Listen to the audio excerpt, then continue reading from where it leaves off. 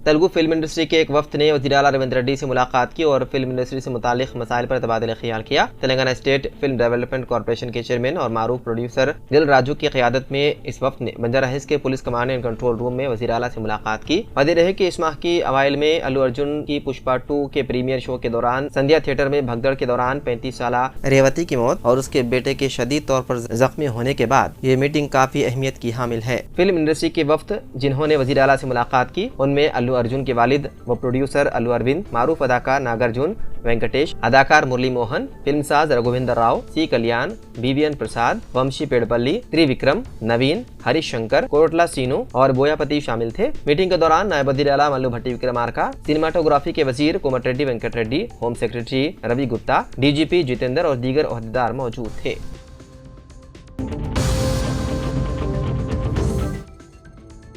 तेलंगाना के कामारेड्डी जिले के आडोला एलारेड्डी तालाब से एक सब इंस्पेक्टर, एक खातून कांस्टेबल और कंप्यूटर ऑपरेटर की नाश बरामद हुई, जिससे इलाके में सनसनी पैदा हो गई। ये तीनों चारशंबे से अचानक लापता हो गए थे। उन तीनों के सेलफोन लोकेशन की मदद से पुलिस ने तलाश शुरू कर दी थी, जिस पर कामारेड्डी जिले के बिकनौर पुलिस स्टेशन के एसआई साई कुमार की नाश जुमेरात की सुबह तालाब से मिली। इसी तालाब से पहले बीबीपेट पुलिस स्टेशन में खिदमत अंजाम देने वाली कांस्टेबल श्रुति और बीबीपेट कोऑपरेटिव सोसाइटी में ऑपरेटर के तौर पर काम करने वाले निखिल की नाश भी चारशंबे की रात मिली थी। जिला एसपी सिंधु शर्मा ने बताया है कि मौत की असल वजह पोस्टमार्टम रिपोर्ट के बाद ही पता चलेगी। बीबीपेट में कांस्टेबल के तौर पर खिदमत अंजाम देने वाली श्रुति और एसआई साई कुमार के दरमियान काम के दौरान उनके दरमियान ताल्लुकात कायम होने का शुबा है। मुकामी पुलिस ने इस सिलसिले में मुकदमा दर्ज करते हुए मुख्तलिफ जावियों से तहकीकात में है मसरूफ।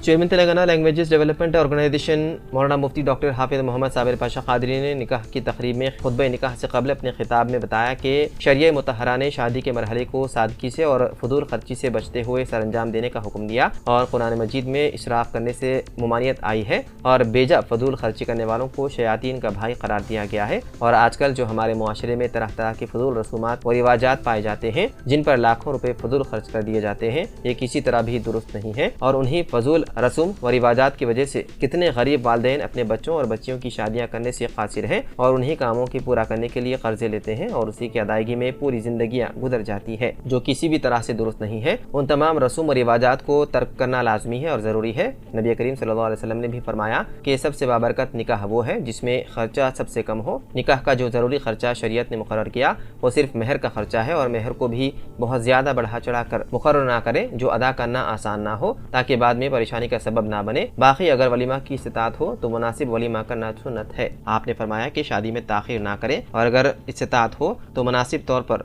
मसनून वलीमा करें।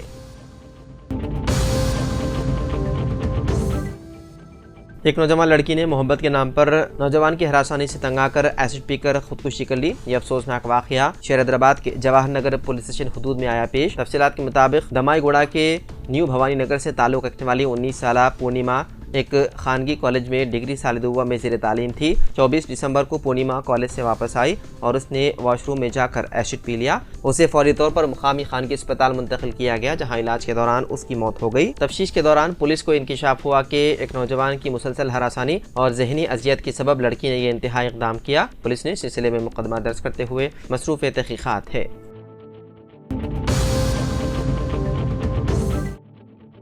राजस्थान में 7 फीट गहरे बोरवेल में गिरने वाली 3 साला चैतन्या को बचाने के लिए रेस्क्यू ऑपरेशन चौथे रोज भी जारी है। खुदाई शुरू हुए 24 घंटे से ज्यादा का अरसा गुजर चुका है। उत्तराखंड से रेड माइनर्स की एक टीम पहुंच चुकी है। उन्हें 160 फीट नीचे उतारने का मंसूबा है। टीम वहां से सुरंग खोदकर चैतन्या तक पहुंचने की कोशिश करेगी। आपको बता दें कि चैतन्या पीर की दोपहर तकरीबन 2 बजे कीरतपुर के बड़ियाली के ठानी में खेलते हुए बोरवेल में गिर गई थी। मंगल की शाम तक देसी जुगाड़ के जरिए उसे बचाने की कोशिशें की गई, लेकिन तमाम कोशिशें नाकाम हो गई। चैतन्या 46 घंटे से 120 फीट की गहराई में एक कांटे पर फंसी हुई है। 2 दिन से लड़की की कोई हरकत कैमरे पर नजर नहीं आ रही। लड़की भूखी और प्यासी है। रेस्क्यू ऑपरेशन में ताखीर पर अहले खाना और गांव वाले नाराज हैं।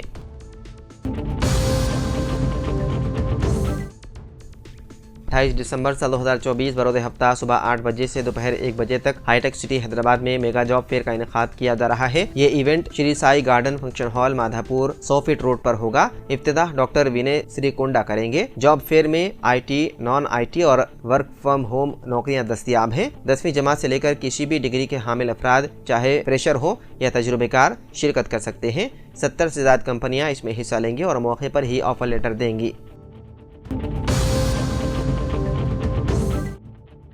हैदराबाद में रिहायशी जायदादों के रजिस्ट्रेशन में नुमाया गिरावट रिकॉर्ड की जाने लगी है। एक रिपोर्ट के मुताबिक साल गुज़िश्ता नवंबर के मुकाबले में जारिया साल नवंबर के दौरान रजिस्ट्रेशन में 12% की गिरावट रिकॉर्ड की गई है। साल 2023 माह नवंबर के दौरान जायदादों के रजिस्ट्रेशन की तादाद 6268 रिकॉर्ड की गई थी, जबकि जारिया साल माह नवंबर के दौरान ये तादाद महज 5516 रिकॉर्ड की गई है, जो कि मजमूई एतबार से 12% गिरावट है। मजमूई एतबार से जारिया साल जनवरी ta नवंबर के दरमियान हैदराबाद में रिहायशी जायदादों की फरोख्त का जायजा लिया जाए तो इस मुद्दत के दरमियान जुमला 43,574 करोड़ मालियत के जायदादों के रजिस्ट्रेशन किए जा चुके हैं और जुमला 70,796 जायदादों के रजिस्ट्रेशन अंजाम पाए हैं।